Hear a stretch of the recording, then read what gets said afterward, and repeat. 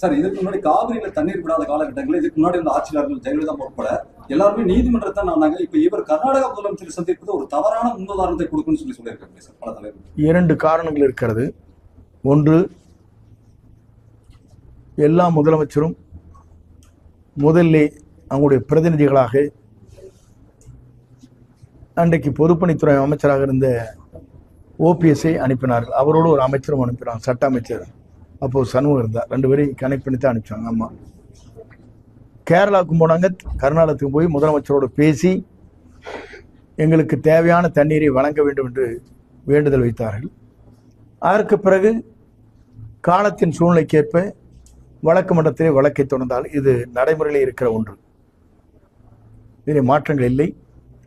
இது நடைமுறையிலே இதற்கு முன்னால் நடைபெற்றிருக்கிறது.